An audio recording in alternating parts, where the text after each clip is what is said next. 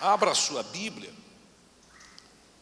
Josué, capítulo 3, versículo 5. Quem encontrou, diga amém. Apenas esse versículo aqui. Disse Josué ao povo: santificai-vos, porque amanhã o Senhor fará maravilhas no meio de vós. Te louvamos, Senhor, por tua palavra. Te agradecemos pela oportunidade que temos de te buscar nessa noite. Nosso coração está inclinado. Nós queremos ouvir a tua voz. Marca-nos com a tua glória. Leva-nos a um tempo novo. Leva-nos a viver, Senhor, a tua vontade. Que a tua palavra encontre lugar em nós e mude a nossa história. Essa é a nossa oração no nome de Jesus, e todos digam amém. Josué disse ao povo. Quem era Josué? Josué foi o substituto de Moisés. Quem foi Moisés? Líder que Deus usou para tirar o povo hebreu do Egito. O povo hebreu vivia debaixo do domínio de Faraó. Para resumir a longa história, no final do tempo em que estavam debaixo deste domínio, eles eram escravizados. Aliás, a Bíblia diz que Deus desceu, que Deus ouviu, é a expressão que Deus diz: eu ouvi, desci. E Deus diz: eu vou tirar esse povo daí. E Deus escolhe Moisés. Josué é um dos 12 espias, e para ser mais assim claro para você, ele é um dos 2 espias que, ao observar a terra prometida, ao espiar a terra prometida, ele vem com boas notícias. Josué e Caleb. Os outros 10 a gente nem lembra o nome. Então Josué foi um deles. Josué foi aquele que, quando Deus estava se manifestando com Moisés lá no Monte Sinai, Josué estava ao pé do monte, sem se misturar com aquilo que o povo estava fazendo. Por exemplo, o povo achou que Moisés demorava no Monte Sinai, e aí resolveu construir um bezerro de ouro, e começaram a adorar o bezerro de ouro, dizendo: este é o Deus que nos tirou do Egito. Tão rápido eles saíram do Egito, tão rápido se esqueceram de princípios. Aí esse texto diz, que nós lemos, é palavra de Josué, agora que é o líder no lugar de Moisés. Porque no capítulo 1 e verso 2 de Josué, nós vamos ler Deus dizendo: olha, você agora vai estar no lugar de Moisés. O meu servo Moisés é morto, e agora é contigo. E aí Josué, responsável agora pelo povo, ele se dirige ao povo no capítulo 3, versículo 5, dizendo: santificai-vos, porque amanhã o Senhor fará maravilhas no meio de vós. Quando eu leio esse texto, algo vem à minha mente: santidade hoje, milagre amanhã. Santidade hoje, maravilha amanhã. Santidade hoje, porta aberta amanhã. É uma proposta que Josué apresenta ao povo, sabendo qual é o caráter de Deus. Quando a gente sabe quem Deus é, qual é o caráter dele, querido, a gente tem palavra de ousadia e palavra de fé. E esse entendimento de Josué não é qualquer entendimento. É importantíssimo e cabe para nós no tempo em que nós estamos vivendo. Quando ele diz santificai-vos, ele está dizendo o seguinte: busque se consagrar, se santificar, se prepare para estar mais perto de Deus. Se dedique a Deus. Santificai-vos, quer dizer, se consagre a Ele. Tenha um tempo, uma atitude de servi-lo. Escute o que eu vou falar.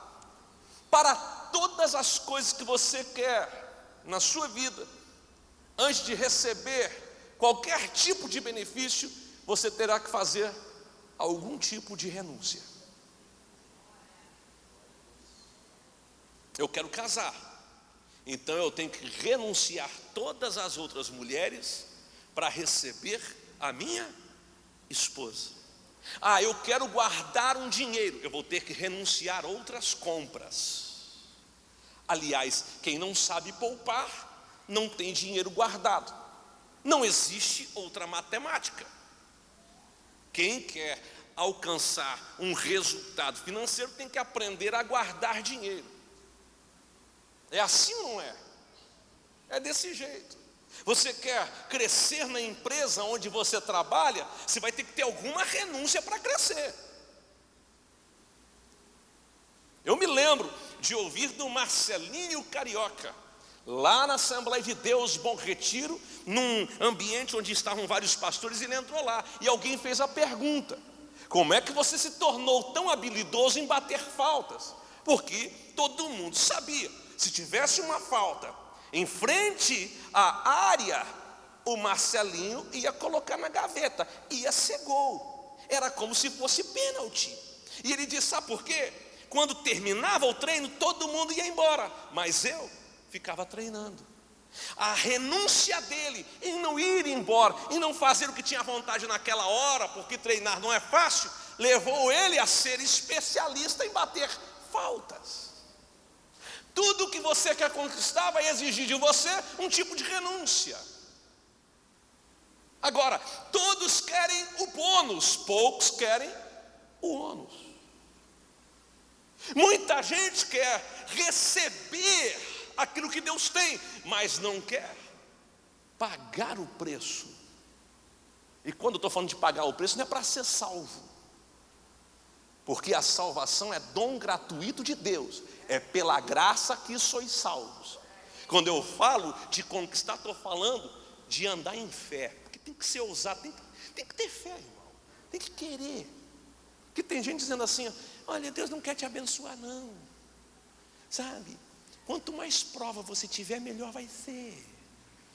E tem prova que não foi nem Deus que meteu a gente nela, é a gente mesmo que entrou. Deus está fora do negócio. Que tem crente que é tão ruim que o diabo diz assim para os demônios dele: nem se mete com ele que vai estragar. Ele já sabe como fazer coisa errada.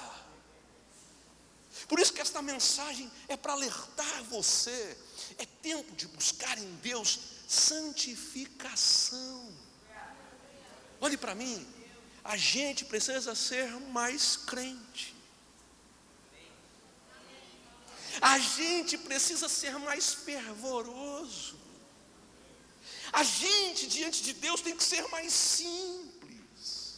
Quando eu chego diante de Deus, eu não posso ficar buscando de Deus explicações. Não, eu logo me humilho dizendo: Senhor, eu quero consagrar a minha vida a Ti, porque eu sei que a minha consagração de hoje vai promover milagre amanhã.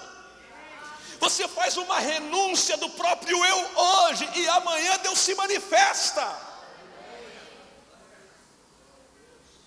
Diga amém. Santificação hoje, milagre amanhã. Mas eu acho tão lindo esse texto aqui, que quando eu olho o versículo 5, eu vejo que o que Josué fala no 5 provoca uma resposta de Deus. O versículo 5 diz: disse Josué ao povo. Agora olhe o versículo 7. Olha o que diz o versículo 7. Põe o 7 aí. Josué 3 e 7. No 5, Josué disse ao povo.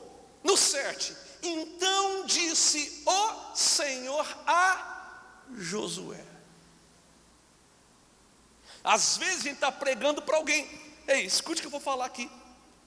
Talvez lá no seu trabalho você tenha dirigido a palavra a alguém, dizendo: vai lá na igreja, porque Deus vai fazer algo na sua vida.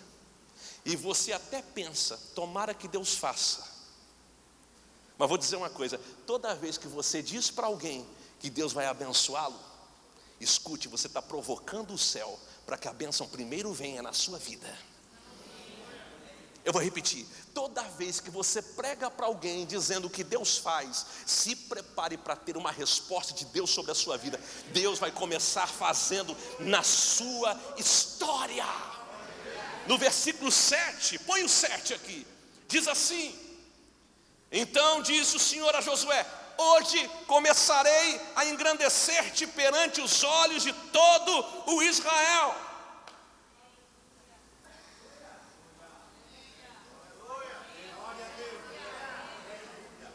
Por causa da sua renúncia, porque você dirige a palavra a alguém e diz: olha, vale a pena ser crente. Ah, mas crente não pode fazer tudo que tem vontade. Não pode. Mas crente não pode pecar à vontade. É verdade, não pode. Mas crente não pode ficar na boate a noite toda. Não é bom, não é aconselhável, não pode. Então que vida mais triste, que vida mais ruim. Santifica hoje, e tem milagre amanhã. Aí de repente Deus para.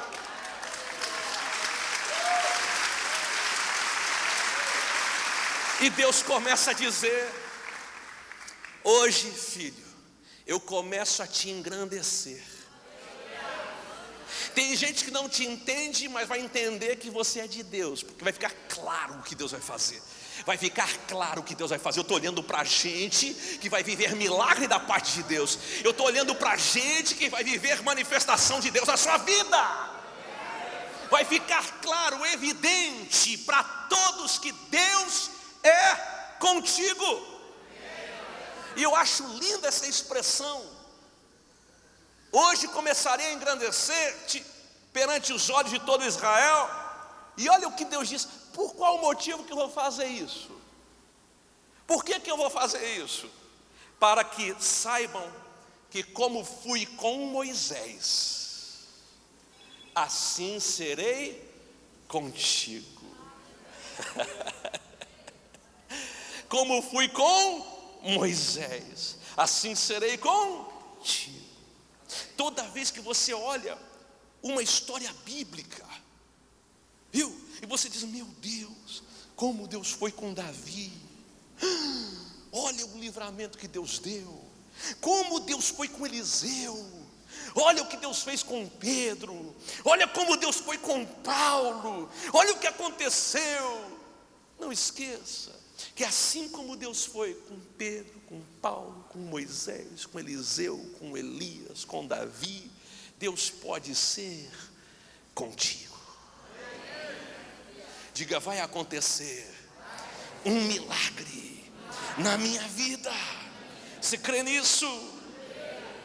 Aí eu amo esse texto de Josué capítulo 1.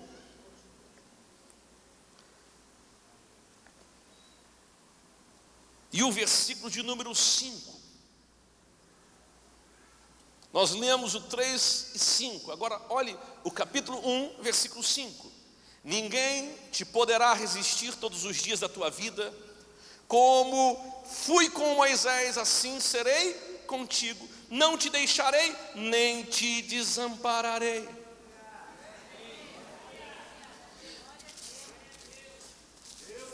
Talvez você está vindo aqui há muitos anos e você diz assim: pastor, tudo que eu tenho recebido até hoje é promessa. Parece que nunca chega o tempo disso acontecer.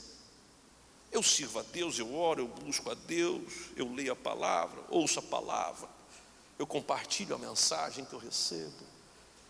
Eu já trouxe até outras pessoas para Jesus, mas parece que o tempo passa e aquilo que eu estou vivendo da parte de Deus, ainda aquilo que eu tenho como promessa, não aconteceu. Olha só, no capítulo 1, Deus está fazendo a promessa E no capítulo 3, capítulo 4, capítulo 5, capítulo 6, você começa a perceber que tudo que Deus prometeu no capítulo 1, Deus começa a fazer. O que você está querendo dizer, pastor? Não se afaste da promessa de Deus. Vai ter gente dizendo que não é bem assim. Vai ter gente oferecendo a você atalhos. Vai ter gente dizendo, tem um caminho que é mais fácil, é menos sinuoso, tem menos pedregulho, tem um caminho que é mais fácil para você ir. Mas ouça a voz do Espírito Santo de Deus aqui nessa noite. Vale a pena fazer renúncia. Santidade hoje tem milagre amanhã. Santidade hoje provoca a manifestação de Deus amanhã. Tem gente que diz assim para mim, pastor, eu acho interessante porque você sempre tem uma palavra de motivação. Claro que sim. Pastor, eu acho interessante que você sempre está impulsionando a gente em fé. É verdade. Não, eu vou arruinar a sua fé. Onde é que eu aprendi isso? Onde é que está na palavra? Não vou arruinar a fé, vou acabar com você mesmo, porque é o seguinte, vai ficar pior. Você vai ler a palavra, você vai perceber, não importa, até no Apocalipse, Deus sempre cuida daqueles que são seus. O mundo pode ir de mal a pior, mas ainda que o mundo vá de mal a pior, Deus te sustenta com a destra dele. Pastor, o senhor sempre está pregando uma mensagem de motivação. Não, é porque na palavra eu aprendo que a gente tem que ficar desmotivado. Claro que não. Sabe o que eu aprendo na palavra? Que toda vez que você tem um compromisso com Deus e abre mão de si mesmo, algo de Deus há de se manifestar na sua vida. E isso agrada a Deus. Você vai ver Deus dizendo, como fui com Moisés, assim serei contigo. Olhe para mim. Como Deus é com Moisés, é com você. Como Deus é com Josué, foi com Josué, é contigo. Como Deus foi com Elias, é contigo. Como Deus foi com Eliseu, é contigo. Como Deus foi com Jesus, Ele é contigo também. Há uma unção de Deus sobre a sua vida, porque o Espírito Santo já foi liberado.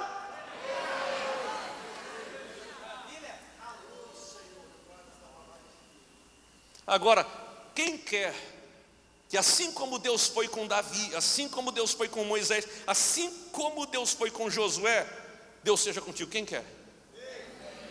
Então ok. Olha o versículo 7 do capítulo 1 de Josué. Tão somente sê forte e muito corajoso, para teres o cuidado de fazer segundo a lei que meu servo Moisés te ordenou. Tem gente que quer que Deus seja com ele como foi com Moisés, mas não quer obedecer a palavra.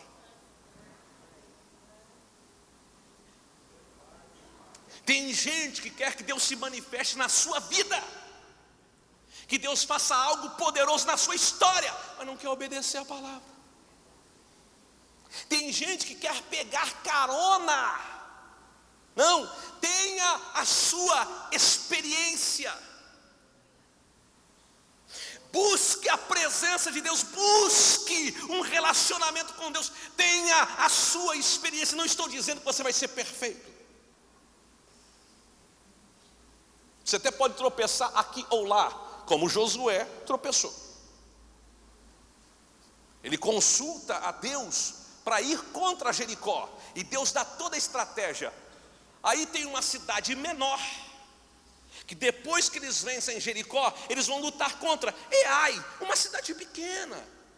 Sabe o que Josué pensa?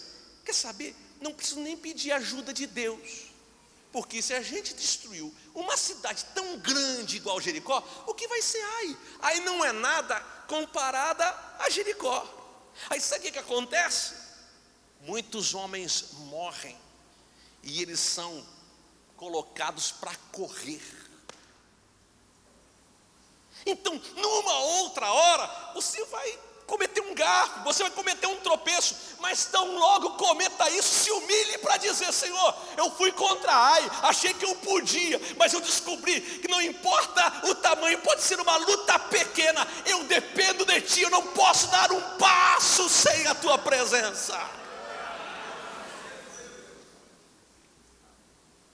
Então, olha aqui o que Deus está falando para ele no versículo 7, tão somente ser forte e muito corajoso. Por que eu tenho que ser forte e corajoso?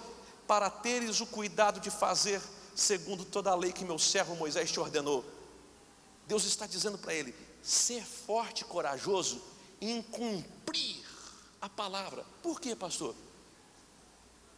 Porque tem que ter coragem para dar cara a tapa e dizer: da palavra não me desvio. Tem que resolver ser forte, resistente na palavra, para não ser levado por qualquer tipo de vento de doutrina, por qualquer ideia. Eu falei outro domingo aqui, olha, muita gente tem opinião, e todo mundo que tem opinião, ele tem opinião com base no quê? Na sua história, na sua cultura, nas experiências que teve, no conhecimento que adquiriu. E cada um tem uma opinião para uma coisa. Se você for seguindo opinião para cá e para lá, você não vai parar em lugar nenhum. Tem gente que muda o discurso o tempo todo. Não, escute, permaneça na palavra que sai da boca de Deus. Deus fez promessa a teu respeito, então, olha, abrace esta promessa, não abra mão desta promessa, porque a promessa que Deus faz, Ele cumpre. Diga amém. Então Deus está dizendo: seja forte, corajoso para cumprir isso. Porque vai ter gente dizendo que tem um caminho que é mais fácil, mas você tem que ser resolvido nisso. Eu vou cumprir o que Deus diz que eu tenho que cumprir, e ponto final.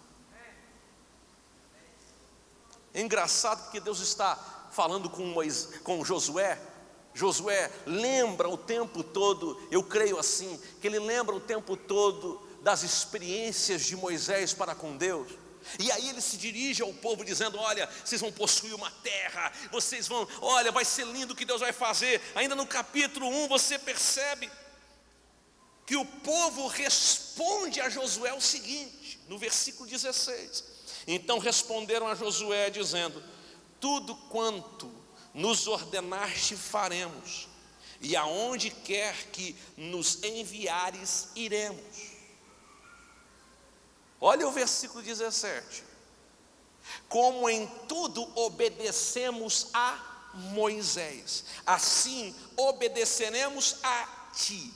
Tão somente seja o Senhor teu Deus contigo, como foi com Moisés. Escute o que eu vou falar aqui.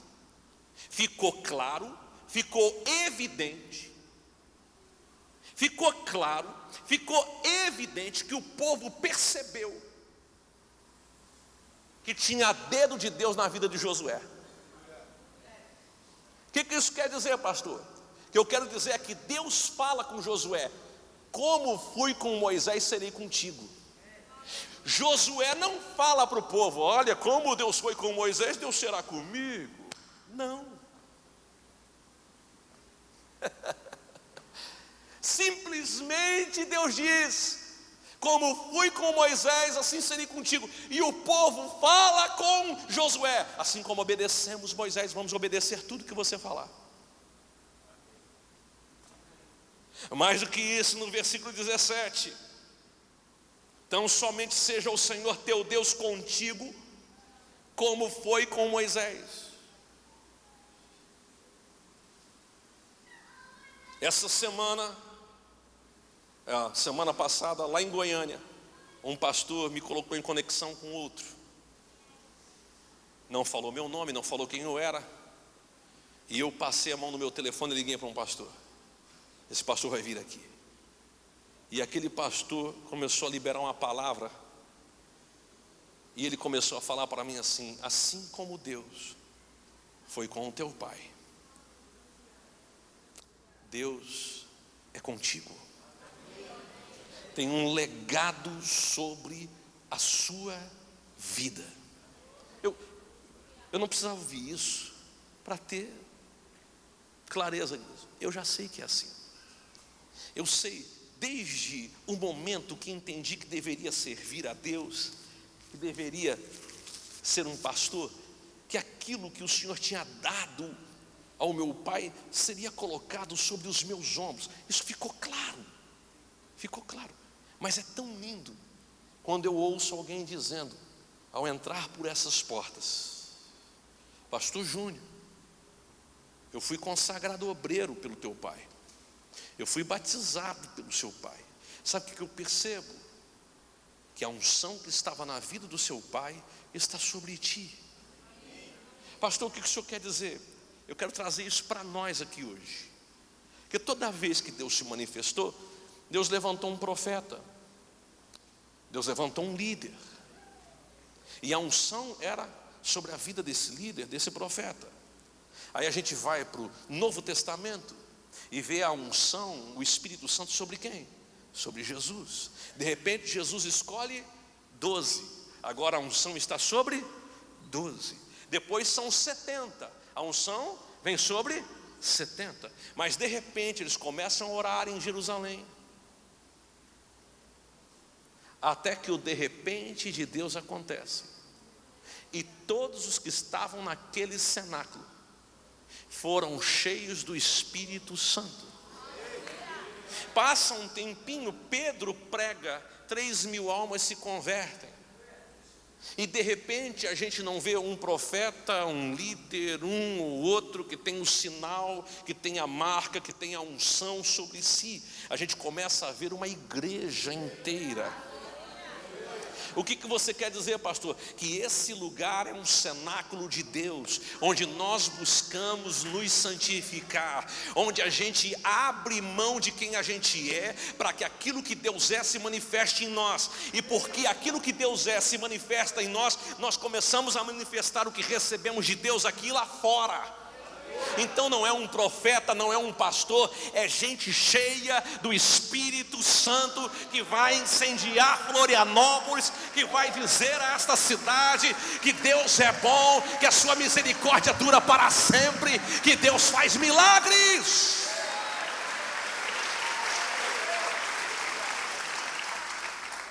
Diga glória a Deus. Santidade hoje, milagre amanhã. Rapaz, não entendo você. Você vai na igreja, aí o Jonatas piloto com a Suelen, com o ministério de louvor, começa a cantar. Ele diz: levante sua mão. Ah, que coisa feia, você levantando a mão assim. Quem te viu, hein? Outro dia enchendo a cara. Agora, quem te viu pecando lá fora, e agora? Quem te viu que, olha, você não fumava, você era uma chaminé, agora está na igreja. Quem te viu lá com a vida toda torta e agora está na igreja? É que não entendeu que você veio para a casa de Deus, que você conheceu o amor de Deus, que você recebeu o perdão de todos os teus pecados, que o teu nome foi escrito no livro da vida que está nos céus, que você se entregou a Ele e agora você diz: eu não quero viver mais para mim, mas eu quero viver para te agradar. E desde esse momento você está começando a andar na promessa. E porque começou a andar na promessa, tem um caminho pavimentado por Deus para que a manifestação da promessa aconteça na sua vida. Por isso aqui tem gente que será curada nesses dias. Tem gente aqui que vai ser restaurada pelo Senhor. Tem casamentos que hoje sofrem uma intervenção de Deus. Tem gente que nunca mais será a mesma, porque a glória do Senhor está nesse lugar.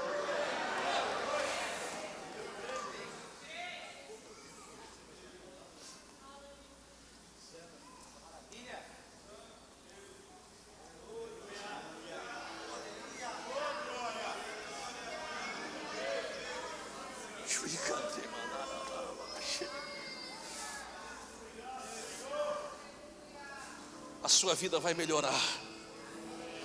Os melhores dias da sua vida estão chegando. Você já reparou que é costumeiro a gente falar de futuro?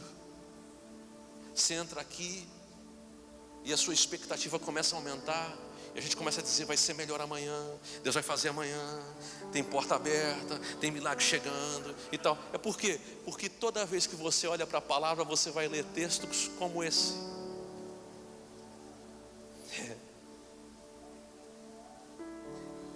Este é o dia que o Senhor fez. Regozijemo-nos, alegremo-nos nele. Sabe por quê? Toda vez que eu me conscientizo de quem eu sou, minha humanidade, minhas fraquezas, minhas limitações, meus pecados, meus erros e meus acertos, toda vez que eu trago, sabe, a minha mente quem eu sou, eu tenho a consciência disso, ao mesmo tempo que eu tenho a consciência do caráter de Deus, quem Deus é, sua santidade, sua bondade, sua misericórdia, sua grandeza, sua compaixão, seu amor, sua benevolência. O meu coração começa a se alegrar, porque Ele me perdoa das minhas fraquezas, ao mesmo tempo que Ele me nutre com o seu amor. Deus não joga na sua cara seus pecados, Deus joga no mais profundo do mar, onde ninguém pode pescar. O que é que Deus joga na sua cara? Amor. Os homens te culpam por aquilo que você foi. Deus te impulsiona para ser aquilo que Ele quer que você seja. Então o tempo todo que a gente olha para a palavra, a esperança aumenta. A gente olha para a palavra e vem uma alegria, sabendo que Deus é que nos fortalece. Toda vez que a gente olha para a palavra, a gente começa a compreender: tem um caminho que Deus preparou para mim, tem algo que Deus tem para mim, tem uma proposta de Deus para a minha vida. Então ouça o que eu estou dizendo: dias melhores estão chegando, haverá a manifestação do Senhor na sua vida, cadeias serão destruídas em nome de Jesus.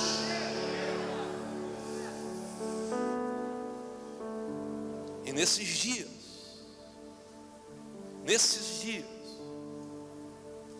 o teu nome será engrandecido diante das pessoas. E a coisa mais linda que eu vejo, não é que o teu nome vai ser engrandecido para você bater no peito e dizer: olha como eu sou engrandecido.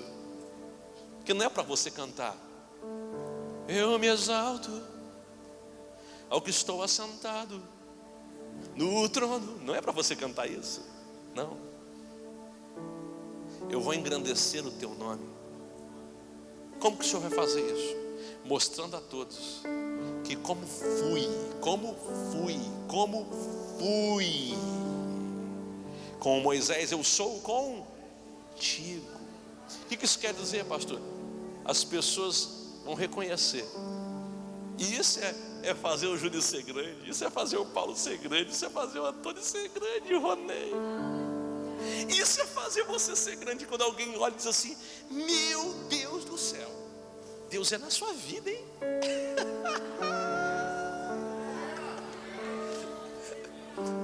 Alguém diz: não tem jeito, mas aí chega outro e diz assim: rapaz, não tinha jeito mesmo, mas Deus é contigo, hein? Tem coisa mais linda do que isso? Ah, meu querido, se prepare, porque Deus vai fazer algo acontecer na sua vida, e começa hoje. Começa hoje. Começa hoje. Hoje é o seu dia. Este é o tempo, este é o momento que Deus preparou. Fique de pé em nome de Jesus.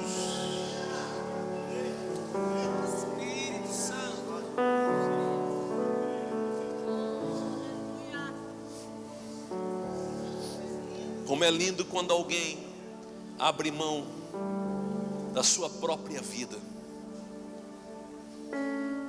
e entrega a sua vida a Jesus. Outro dia alguém me disse: pastor, não era para eu estar aqui, era para eu estar morto. Era para eu estar morto. Mas Jesus fez um milagre na minha vida e eu sobrevivi. Aí eu disse para aquela pessoa: então não viva mais para si mesmo, viva para Deus. Deus te deu a oportunidade de fazer diferente. Pode parecer que ser santo é algo chato, mas eu lhe garanto que ser santo é algo poderoso. Dobrar o seu joelho e dizer: Senhor, eu preciso de Ti, é algo poderoso. Antes de sair de casa, dirigir a Deus uma oração e dizer: Senhor, me guarda nesse dia, é algo poderoso. Ao invés de abrir a internet, ver o Facebook, qualquer outra coisa, você abre a Bíblia, é algo poderoso. Ao invés de, na oportunidade, falar mal de alguém, falar de Cristo, é algo poderoso. Por que eu estou dizendo? Escute só: toda a manifestação de Deus vem do céu para a terra. Mas o que é que move o céu, senão as nossas atitudes? Como é que tomamos atitudes? Ninguém está aqui de repente fica assim, aéreo e tal, e agora está no céu para trazer coisa do céu para a terra. Não. As suas atitudes aqui, o que você faz aqui, diante de pessoas, dentro do seu quarto, dentro do carro, às vezes quando ninguém vê, dirigindo, depois de receber uma notícia ruim. E ainda assim, com uma notícia ruim, você começa a adorar, você começa a clamar a Deus, você começa a fazer uma oração. Ah, meu irmão, são essas coisas que levam você a um aperfeiçoamento. É quando passa por cima daquilo que está sentindo, para viver aquilo que você crê.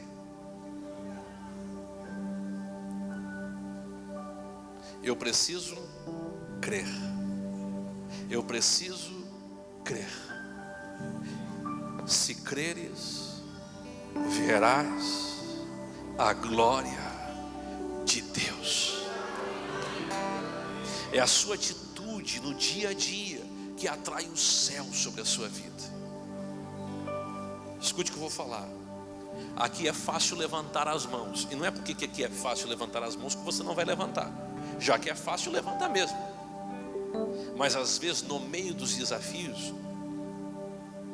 a gente precisa ser forte e corajoso. No meio da tribulação, a gente tem que ser forte e corajoso. Para cumprir o quê?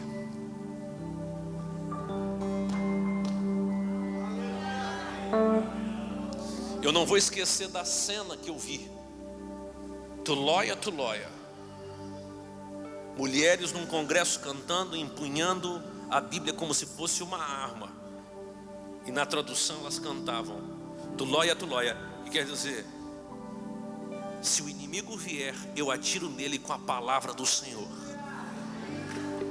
Aí a música continua e elas começam a deitar no chão, como se estivessem mirando. E eu fiquei assustado com aquilo. Nunca vi um monte de mulher africana na Angola, deitada no chão e atirando. Se o inimigo vier, eu estou com a arma em punho e eu vou atirar nele com a palavra do meu Senhor. Aí daqui a pouco elas mudam, elas começam a fazer assim. E aí eu perguntei: pastor, o que elas estão cantando agora? Elas estavam dizendo assim no dialeto delas: para onde a palavra do Senhor apontar, para onde o Senhor disser que eu tenho que ir, eu vou. Você tem tudo que você precisa para prosperar. Tudo o que você precisa, inclusive a oportunidade de se humilhar diante de Deus e dizer: Senhor, eu não quero mais ser o mesmo, eu quero te servir.